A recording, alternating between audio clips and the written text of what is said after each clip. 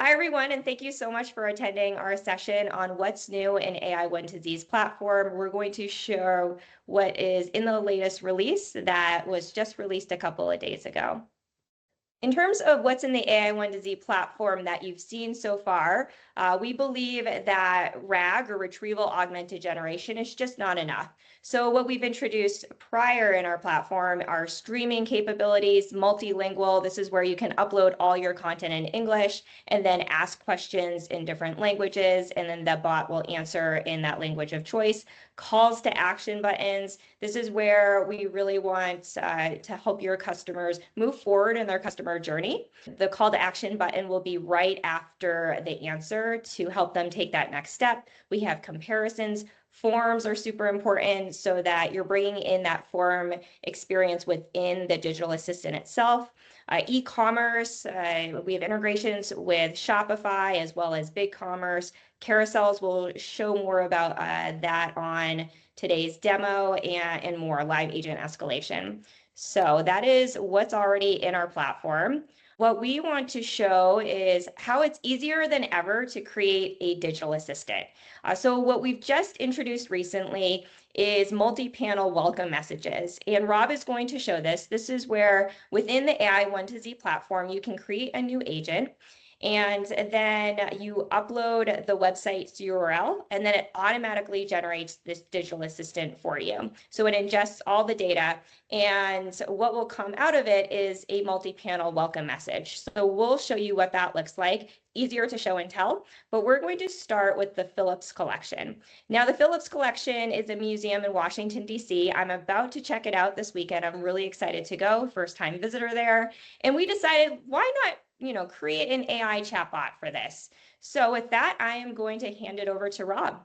Great. Thank you, Nicole. I'm actually going to show you guys how we can create a new agent. You select the create new agent, then you'll come through and you'll put in the URL of the organization. That's most important.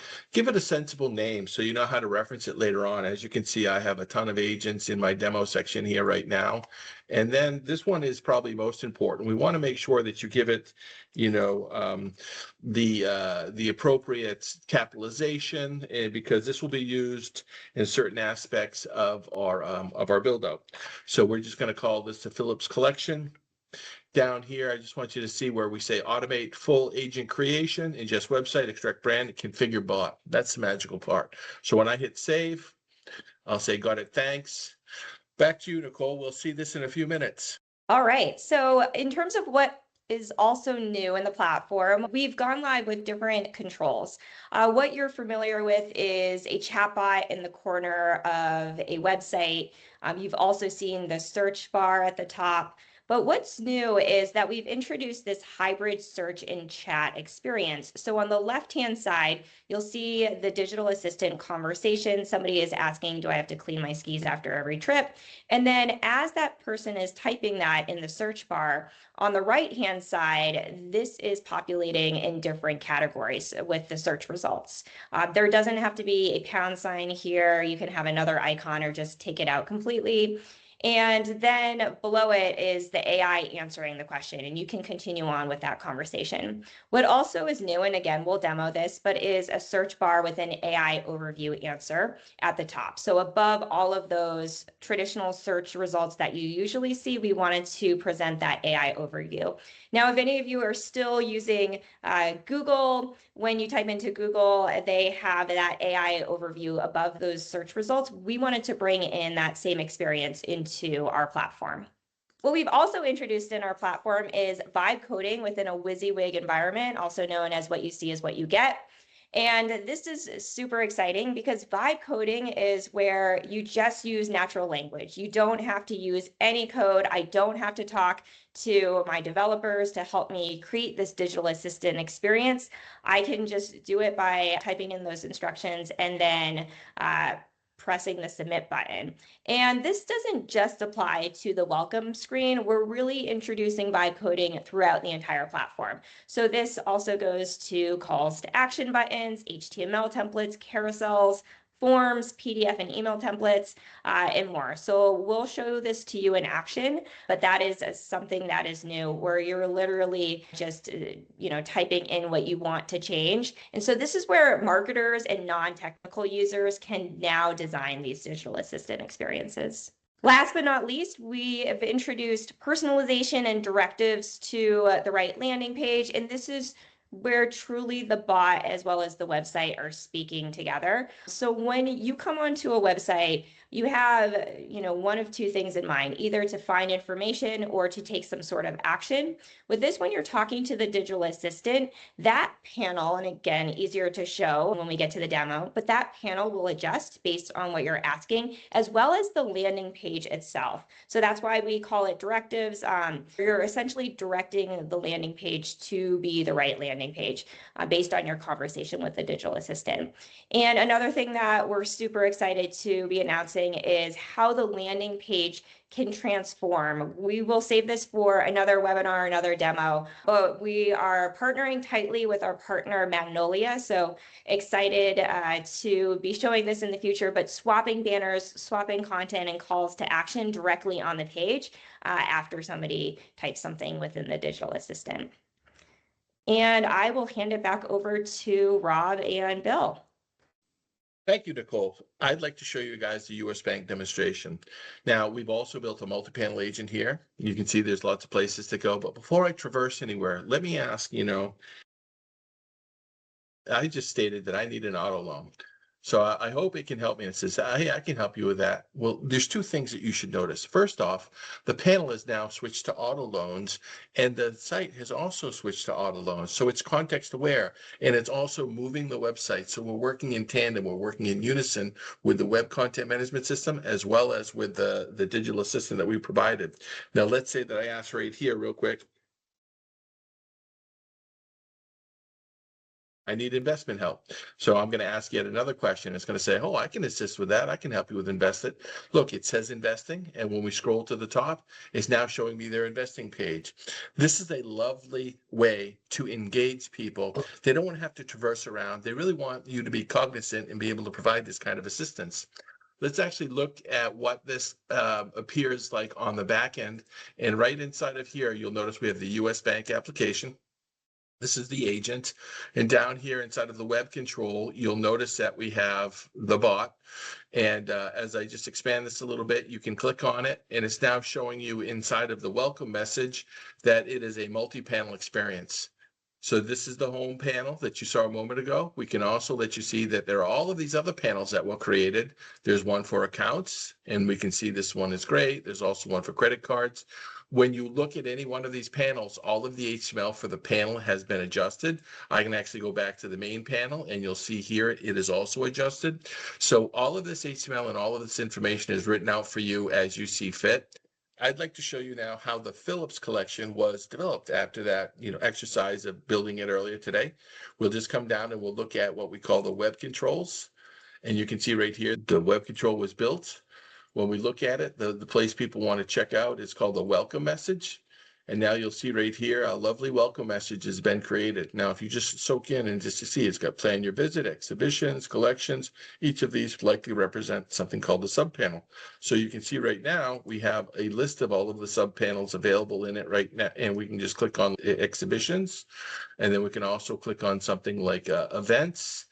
And while this is great, if I just came back to the main panel, it dawned on me that they need to add a donate function. So we're just going to say,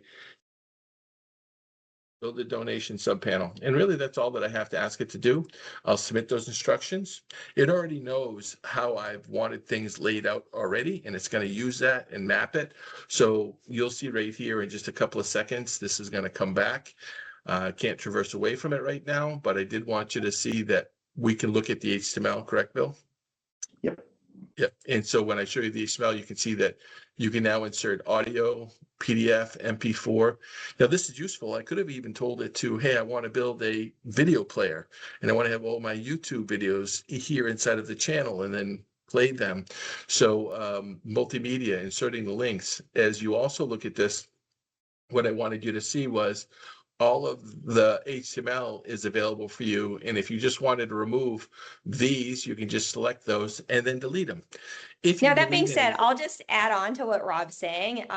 As a marketer myself, or this can apply to a designer or a non-technical user, you don't even have to touch this HTML. I could literally just go into the vibe coding environment where we could see what the bot looks like, and I'm just adding the instructions there. And I also want to add how quickly this was spun up. He literally just created this agent, added the URL, and all of a sudden this welcome panel is displayed. So that's now how easy it is to create these digital assistants. So Rob, maybe I think it's still processing. As you all can tell, it can take up to 8 minutes. We can take a look to see if it shows the donate button yet, but we'll take a look. Nope, it just Oh, finished. there we go. So Okay. now I'll hit save. And now what you'll notice in the drop-down list, there's a donate button, but more importantly, inside the page, it says donate. And so if I wanted to just come right here and click save and see the preview, I now have the opportunity to click on the donate, and we can see everything in there. And, you know, didn't do a good job with a minimal amount of instruction. But again, if you were to look at everything that was built into it, and although Nicole doesn't want to have to go and hand code anything, the developer on the call and the people who know that sometimes they want to be able to tweak stuff, that they can just come through, see the HTML right here, and make those changes. I actually wanted to, get rid of one thing. I think the ways to give doesn't have to belong right there. So when I hit delete and I come up and hit save, now you'll notice inside of the preview mode, I got rid of the ways to give. So, I thought it just added a little space and it wasn't needed. So it's very easy to take the vibe coding and make it your own, but just let it do the legwork. And also I wanted to emphasize, it wrote out all the CSS and all the script information. I could have actually asked it to build a JavaScript, form to submit to the LLM so that I had a selector, which is pretty common to do as well. And this is just something for you to know. This is your iterative version, and everything that we've done here in the HTML can actually, you'll see a history. If I wanted to, I could have restored the thing that I just got rid of a moment ago. So don't worry, you can go in and play. It's very safe. We encourage you to explore and then just experience this great value. Moving on to the actual hands-on demo portion, what we want to do is just jump up here into the e-commerce demo and let you see how we could show you a number of search options. And this will show you the search toolbar. Inside of the search toolbar, I can type something like, how can I clean my skis? So I've just asked a question. So this is the search results coming back, and these are some of my quick answers. When I submit this, it's actually going to come through and synthesize an answer for me. And it's even giving me some additional information. Here's a call to action on how to book an expert, as well as the details that I've received. There's another control right here, which is search results with Answer AI. Let's just keep in the same theme, and I'll just ask it again. How can I clean my skis? Just so that you guys can see the actual conformity between each of these. And what you'll notice is when I click search, this is very Google-esque, and people have been experiencing that, and they're going to want to see that on your websites and the projects that you're providing. So it's saying, the skis weren't cleaned properly, and then underneath it, what you'll find is maybe the prototypical search results that you've always had. It's always been in there. It's probably not. I'm not saying it's a bad thing, but if you've invested a lot in search and you want it to persist, we're not asking that you get rid of it. This is a complement to the search that you have. Could you click on the show more as well? Yes. Yep, and so you can customize what this CTA button looks like, but there's an action right there to try to get somebody to, take that action to book a meeting or whatever that may be. It may be, in this case, book in with an expert, a ski expert. And the last search I wanted to show you before we turn it over to Bill to show you some of the directive information is the Kalani Beach Resort in-page search control. And this is something where people can just say, can I book a room? So then, it's going to say, can I book a room? It's going to bring back all that information. It's going to let me come through and actually book a room, let me choose the time, the number of guests, and everything within the system. So it's just a lovely example of how you can come through and just use a search control like this inside of an existing project inside of the page that you want. And I think I'll turn it over to Bill now. Sure. Thanks, Rob. So Rob has been showing you the Kalani Beach. Let me start to extend some of that. So let's go over and look at the Kalani Beach Resort. So the thing that I want to do right now is show you where you can use this vibe coding in integrations. So as Nicole mentioned, we're putting vibe coding just about everywhere in the platform. So we have this thing called now playing movies. At this current stage, you look at the properties. The properties are set up. It's basically, giving some options of when people would ask the questions that it should go call this integration. It's going to use a data source, and the data source is a REST API. And then when the results come back, we want it to be displayed in a carousel. This is a big differentiator that ai12z brings to the market, is that you actually don't want the data coming back to the LLM to render it. The problem is not the data coming into the LLM. You can do that. You can say go to both, and then the LLM can give context. But when the data is rendered by the carousel, it's just way too slow for those results to come back. So that's why we have this carousel option. So when you're building this integration, there's two places data comes from. It can come from an API. We had selected REST API, but we could have selected GraphQL. We could have said MCP. So it comes from an API. The API has the different kinds of things. In this case, we're using GET. The other place the data can come is from the LLM. And in this case, it's really simple. We're just saying, pass me the page. So because the movies return so many movies, we can just say, I want the next page, and this page will be passed over, and it will show you the next page of movies. When you're getting content from a third-party source, we need that data to have its information in something called items. Now, this is set up a little complex because we were at once using this for our out-of-the-box, what we call out-of-the-box list control, out-of-the-box slider, and we needed the content to be of a certain format. And so we had a little bit more complex way of getting the data. We actually just needed items. And so we need to transform your results from the endpoint of an array. So for example, if you were talking to an e-commerce system like Shopify, it's going to give you an array of products. And we just need to transform products to items, and you would just say items : products. And that's it. And you would have it. The next thing that you need to do is you need to create your test data. So the test data is coming from this interface right here. So we have an endpoint. It happens to be that. And so I'm going to just say, create the test data, get me the first page of movies, and the JSON data made it into items. And so that's our movies that are returning. And so we're going to go ahead and close this. And now it's time to do the vibe coding. So the vibe coding here, you can see there's nothing here. There's no styles, there's no script, there's no custom carousel, there's only the list. And basically what I'm going to do is give it this vibe coding instruction. So I'm going to come over here and say, I want you to create a list of panels and create a second panel that allows you to purchase the movie. On the second panel, ask the person's name, their room number, with a submit and back button. When you submit using JavaScript, allow it to show the results.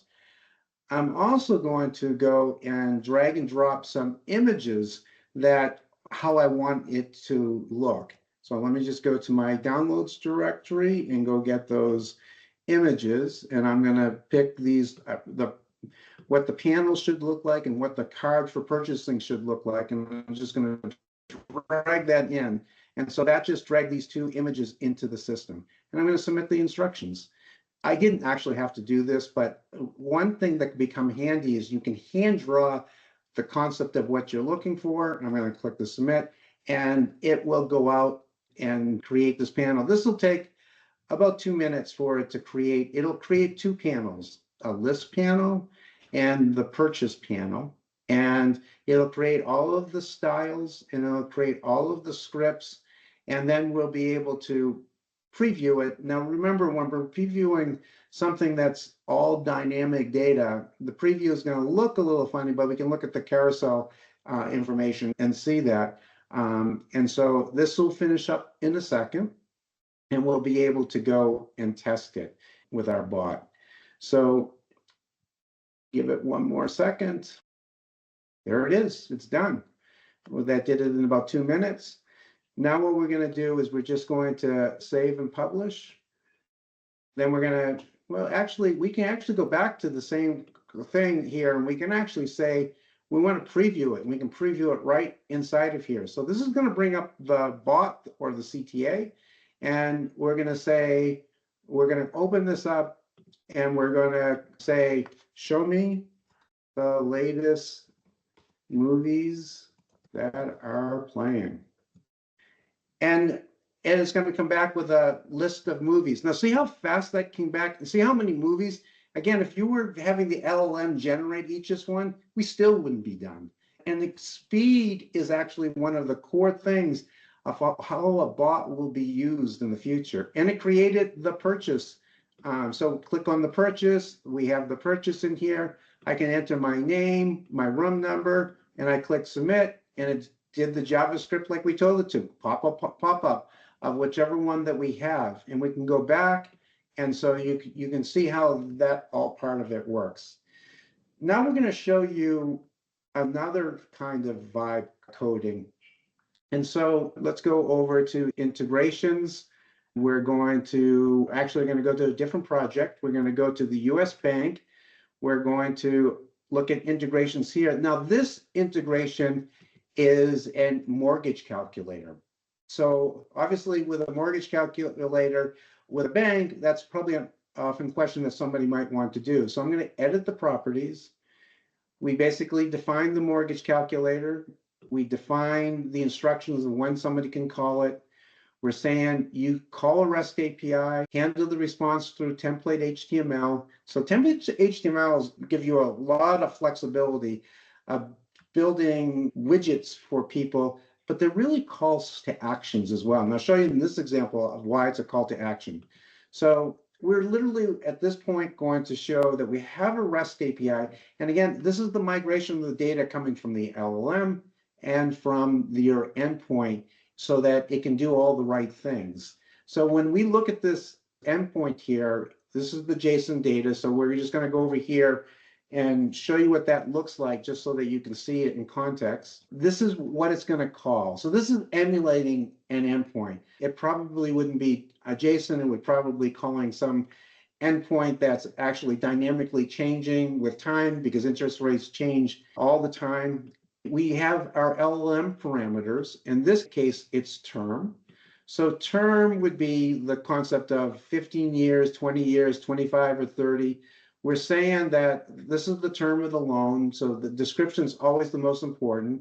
Just be aware, because we're doing a get, we obviously want the parameter type to be a query, not a body. You'll see that when you select a body with a get, it can cause the endpoint to be confused. And then required equals to true is saying that it's a required field, but we're giving it a default value of 30. That's the properties panel. And now we're going to look at the template itself that's created. You're seeing the handlebars in here, where it's basically saying, take me each one of the source items. It's getting the interest rate, and it's showing that interest rate there. So if we look at the actual template, we're seeing that it has the handlebar code in it. And of course, it generated this. Now, how it generated it was that we actually gave it some vibe coding. And this was done first shot. There was no iterating with this at all. Obviously, there's sometimes that you want to iterate, but I basically just said, create a mortgage payment calculator widget that is one panel and default loan terms. These are your loan terms. It's basically saying, let the user edit the down payment amount. So it's telling it some instructions, let them change the loan terms and so forth. And so if we then went over here when we did a preview, Also ask it a question like, help me calculate a mortgage rate, for instance. You don't have to necessarily call out the specific widget. No, yeah. When you define that description, you kind of give it concepts of what you can enter in. So by default, it had like a number here, $350,000. I could come over and go do the vibe coding, change what's the default values are going to be. It's just decided to do that. You can see it's dynamic. When I go and I change here, you can see that the interest rate changed. I can select the loan term payment. This is the information that came from that JSON file. And then I can say calculate payment, and that's going to tell me the payment amount. This is why it's a call to action. So it has an apply now or learn more. If I clicked apply now, we could have a form that would populate with the information that you selected that's there. Learn more can tell you what's the process of applying for the loan, and again, passing information over to the next concept. So that's vibe coding that's associated with a HTML widget. Let's go look at some other things that we've developed. We created the knowledge box. So in the knowledge box, you can also do vibe coding. When you go in here, there's a new concept now that says static HTML. A knowledge box can be placed on your website and it can be just a standalone. So why would you use that? A really great example is that you vibe code the static HTML. Remember, this static HTML that's being created. So we come over here, and at this point, I could go create and add instructions and go create a static HTML. Maybe I do something that says, why don't you compare the different loan options? And what it would generate is a coding experience where it has like the check boxes, and then you come to some call to action on the website, select those options. When you submit, it pops up the bot does a comparison, and you see the comparison answers. That's a new feature to have the welcome message open with static HTML. The next thing we want to do is we want to talk about directives. When we were looking at the other bot for the US Bank, we were using something called Persona, and Persona has a Persona catalog. Directives are this way of, it's a more simpler approach.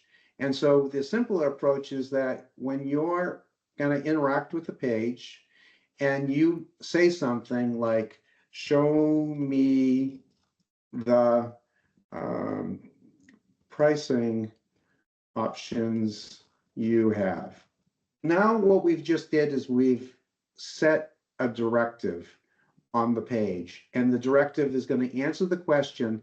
But notice that the page has now changed to ai12z pricing. That's a directive. The other thing that it did is that it just changed the whole panel to be pricing. So two directives were executed, one for panel change, and it called the panel pricing, and one to tell the page to change. There's another directive that we've documented, which is called bad actor. When somebody types in something that is considered a bad actor, there's different ways to detect that this is a bad actor. They ask too many questions.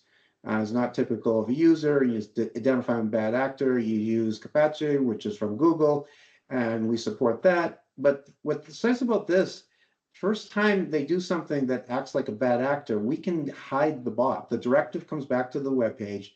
The developer of the web page with the JavaScript, which you can add all that JavaScript inside of our web control, can say, I want you to hide the bot, and just put a message saying, hey, we recognize that you're having some difficulty with our bot, and we contact support. And now the bot's not there. So that's another perspective there. Now I'm going to show you something else.